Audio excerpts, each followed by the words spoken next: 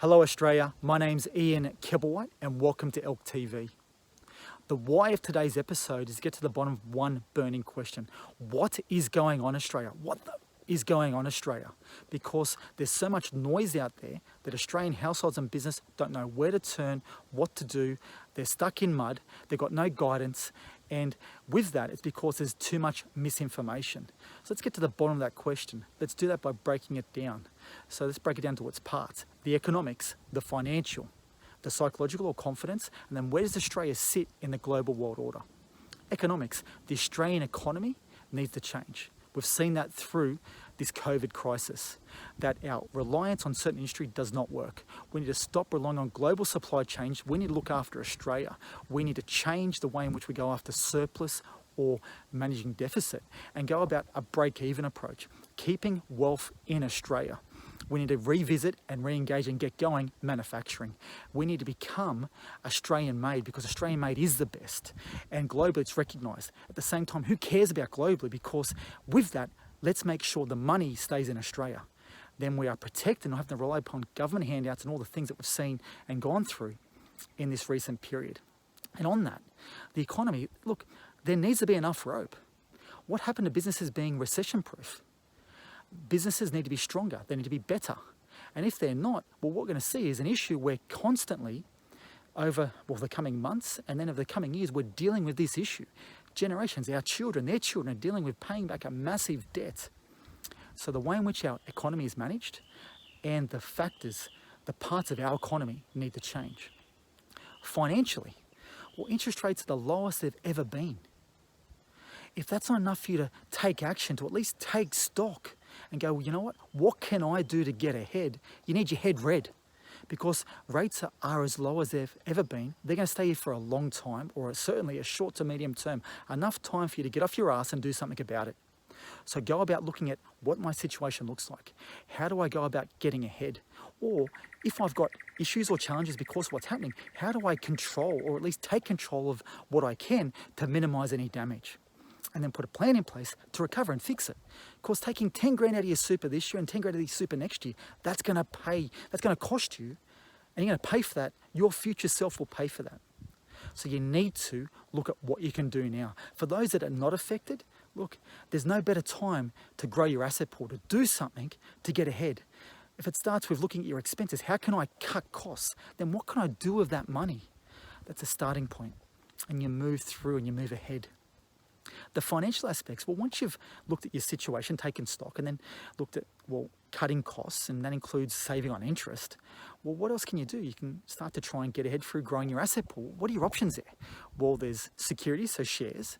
Now, they're a great asset, but let's be clear. This up and down bounce and the surprise that everyone has, oh, look, it's gone up, oh, it's gone back down. Well, fuck, what did you expect? It's going to be like that for some time. The bull market is gone. That bull is run. This is a bear market with uncertainty because you know what shares are all about? It's about the human nature and psychology. And until that changes, we'll expect the up and down. Property.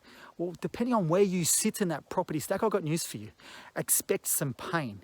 If you've been smart and you've gone in at a level where the stack is so much above you in terms of so many other values, well, you're going to be insulated and protected.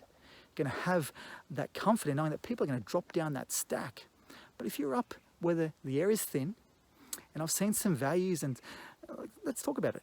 When did $1 million become penny stock? When did it become pennies? When did $2 million become the norm? That's a lot of money. When did anyone, and just talk about the local prime market area the prime market area of the Gold Coast, anyone's paying over $3 million for property on the Gold Coast, you need to look closely at that. And I'm sure there's some that are certainly represented, some that are worth that and where there's value. Anyone's paying over 5 mil? Anyone's paying 11 or 12 mil on some of these $25 million figures? Seriously, wake up to yourself. Because it's a great place to live, but besides that property, they're running red hot. They're running way too hot and they're overpriced. So that's just an example of a market outside of Sydney and Melbourne. In Sydney and Melbourne, look, that market, we've been short on that for some time. Those properties are overpriced. Now, everyone's talked about this not everyone, but it's been talked about by everyone for a long time. Will the Australian property market adjust? Depending on where you sit in the property stack, it's impossible to generalise Australian property because there are different sub-markets. while Sydney and Melbourne are going too hard because of inflow of migration and that wealth that comes in paying values that are unaffordable for most Australians, and therefore seeing debt to income ratios being too high, and then banks lending that out because they see an ability to get make profit from that. And the greedy banks that they are, the big four bank cartel, that's their business. They serve one master. That master is the shareholder. But then they've got a partner, and that partner is the government, because the government now seeing that they've got to do everything they can to look after their partner. Because what happens here is, in the event of rising rates or falling property values, let's say rates stay as they are, but falling property values, well, that means the impairment costs, the write-off the banks have to make are going to be significant. So they're doing everything, they're pumping all this money back in the economy to help try and sustain this evergreen growth cycle. It's not sustainable. There needs to be enough rope. Things need to change. People need to become recession-proof. They need to save. Businesses need to change. Australia's economy needs to change. It's all connected. But the economy, we've touched on that. Financially, we've identified that, hey, there needs to be some correction in values because it's not sustainable. What's property value? What is a property value in Sydney going to be in 10 to 20 years' time based on how it's currently been going? Just think about that and go, well, is that right? It certainly isn't. And whilst it's a world-class city, and whilst Melbourne also is, generally, and across the board in terms of those values, they are too high. And there are certain other markets in Australia in that property stack that need the pain. Then we've got the psychological and confidence factor. Well, people see, well, wait a sec, these values are going to fall perhaps, and I'm over leveraged. Well, you know what? They would be right not to have confidence. But at the same time, confidence is what's going to drive our recovery. And we need to be able to take control of what we can and get to a situation where we can identify savings and go, what's the amount we know based on our income, whether it's been adjusted or not through this process or through this COVID crisis and the process you should have gone through, to identify what is my net income that I've got available fixed and maybe some discretionary expenses.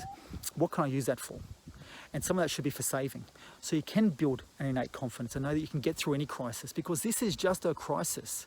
It's like a global financial crisis, but different. It's like a war, but different. It's another crisis. It's perhaps a new type of crisis we're going to have to face going forward. Then we've got, where does Australia sit in this global economy? I'll tell you where we sit. The economy's, the global world order. That's going to change, and it's already happening. It's already started to happen.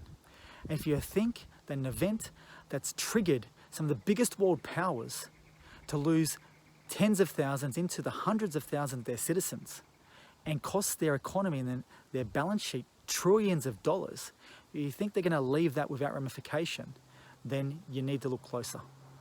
And history tells us that these things always follow a path. And that's why there is a changing global world order. If you'd like to hear more about this and what it means to you, give this video a thumbs up. We'd love to be in contact with you.